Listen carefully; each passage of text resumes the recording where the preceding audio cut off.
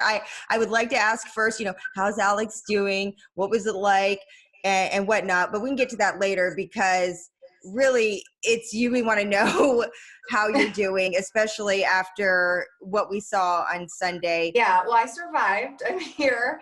Alex survived. We both survived the moment, a moment we both had kind of built up in our heads. What would it be like? And never did I think I would have as much anxiety as I did in that moment. And he took his first hit and he popped right back up, stood up. And I'm like, okay, it's okay. It's going to be okay. We've been told by the doctors for so long that, his leg that was injured is probably stronger than any bone in his body. He has a titanium rod in there. Just not knowing and treating that leg, like it was our newborn baby for so long. To watch him be able to go out there and take a hit, I think that was a little bit of relief. But still, it's not ever easy watching him in a game. And after all that we've been through for the last couple of years, it was definitely hard to stomach at first. It was just so much emotion as far as being proud and, really wanting him to embrace that moment because he's worked so hard to get there. Do you think the fact that he was able to be knocked down and get back up, that's what he needed as far as confidence is concerned? Well, he's been talking about that forever. I mean, he can throw routes on air, he can throw to his receivers, he can do all these things, even when he's playing 11 on 11 in team drills, but it's not the same as being out there and being in an actual game and taking a hit. I said to him many times, I'm like, do you think that you should just take a hit in practice just to get it out of your system? Take a good lick, see how you feel. And he didn't really have that opportunity. It came really fast. Did you think he was going to actually play on Sunday? No. As soon as the hit happened on Kyle, obviously we're really worried about Kyle, making sure he's okay. And then it dawned on me, like, oh, whoa, Alex is warming up. You knew that it was going to be an incredible moment to celebrate, but at the same time, you also knew your husband. Well, I knew as soon as that game was over, he was going to be upset about, not just the stats, but the loss. And it's in Alex's nature. He's a competitor and he wants to win. Can you come here? Oh, yeah. Come on in. Sunday, that was a pretty phenomenal moment. All of a sudden, it was like, you're there, ready to play. Yeah, it was. I mean, obviously, I knew I was the backup and the play away, but you don't necessarily anticipate it. You prepare for it, but you don't necessarily anticipate that it was going to happen, especially that fast. And in a way, it was kind of a blessing that I didn't have to stew about it or think about it. It happened. I knew as soon as the hit happened, it was a big hit and I potentially was going to be going in. And really, it was a matter of just going to get my helmet, take a couple snaps, get some throws, and go. So, in a lot of ways, it was kind of like ripping a Band-Aid off and going out there. I felt like I had crossed the bridge, a few weeks back, especially as far as going out there and getting hit. I felt really good about it and felt like I was ready. Is that the moment that you actually felt like, hey, I'm back in the game? Yeah, there was the moment. I definitely remember, obviously, when I felt like I had something on my back. I didn't know it was Aaron Donald at the time, but yeah, I mean, out of all people, pretty then it's raining. Pretty good test for my legs. I have high expectations for myself, so as to go out there and play at a high level.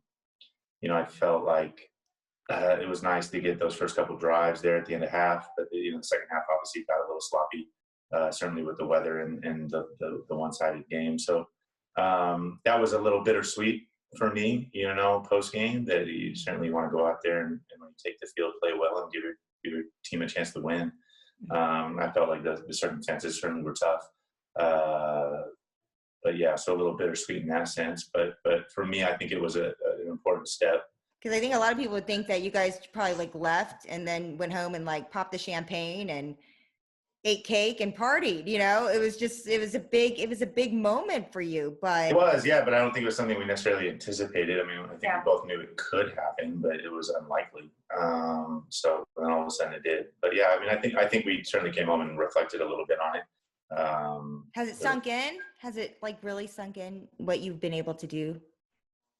I mean, I think I have a better perspective a couple of days removed. I was still a little salty post game. And the next morning, I think, now it's, like I said, I have a better perspective on just kind of the entire circumstance. And it was nice to, obviously, I think, for me to take that step and a little bit move on with it now. There's no fans there, so it's kind of eerily quiet. And at one point, I do remember Alex went to grab his helmet, and we're like 15 rows back from him. In a normal game situation, he would never hear me. And I yell, Alex, and he looks up at me and I'm like, you got this. Was that not so weird that you heard that? It was a little weird. Yeah. Yeah. Were you embarrassed? Like a high school it's like, game. yeah, it's like a high school game. You ready for the starting job? Oh, I'm ready. Yeah, we'll see. Hopefully, we'll find out about Kyle if he's ready to roll. But yeah, for me, preparing as if. I guess the one lingering question out there, and you probably do get it a lot, is why? Why go back? Well, yeah, to go back to that note, for sure, life is good. I have so much to be thankful for. You know, I spent a long time in the hospital bed or a wheelchair wondering what I'd ever be able to do again in life. And so I also have been given that opportunity now, and I'm going to make the most of it. You know, there's so much mental, emotional, physical things that come with it that people don't understand. Like, his body was literally mutilated. You know, he's missing his left quadricep, one of his muscles in his quad, and his calf, and his right calf. There's so many things. And then to look down at it, you know, I know people always make comments about how his leg looks, but that's his reality. Like, this is his leg that he has to live with forever. And I think part of it is like overcoming that hurdle. And I understand why other people ask that too. Like, why would you put yourself through that? But until you're in that position, or you're a person like Alex, I mean, I would have given up, but he just doesn't. He doesn't have any quit in him. You know, from the day after the injury to even leading up to the season, you always hear, you know, these commentators and people who leave comments or saying, yeah, no, you know, he's never going to play again. Like, his career is over. I think that doubt was obviously very realistic and very well could have been. It wasn't something that I was naive to. I was kind of faced with that reality every day. I was just determined to kind of see the end, see it through to the end a little bit. I wanted to find out. Certainly, like I said, football wasn't even in the picture for a long, long time in my rehab and recovery, and I was focused on more important things. But as I kind of continued to take those steps, and one thing led to another, and all of a sudden I was working on, you know, more advanced stuff. And for me, yeah, kind of continuing to chase that and try that. Certainly there was that was the common thought out there that I could never do it. You know, but the people that I think that I trusted, the experts, were saying otherwise. You know, that nobody knows that this potentially is attainable. That certainly, you know, for me, the examples were servicemen and women that performed at an elite level and had gone back from similar injuries. So for me, those were the examples that I looked to try to, certainly that motivated me. If Alex have gotten his leg amputated, if that happened, I can almost bet anything that he would be with a prosthetic on that field trying to get himself back. Wow. Yeah, there's no way he'd give up. And I couldn't be more grateful for that, because the example he's setting for our children. For me, I'm just trying to chase and find out what I can do, and don't really want to stop until I find out. You have to be so proud and so excited, and I guess looking forward to what's next, and him suiting up again, right? And going through all of this all over again. Yeah. I think having gone through Sunday, surviving Sunday, I think I'll probably be a little bit more prepared. Maybe not as anxious as I was, but still, it's always hard. It's not ever going to not be hard.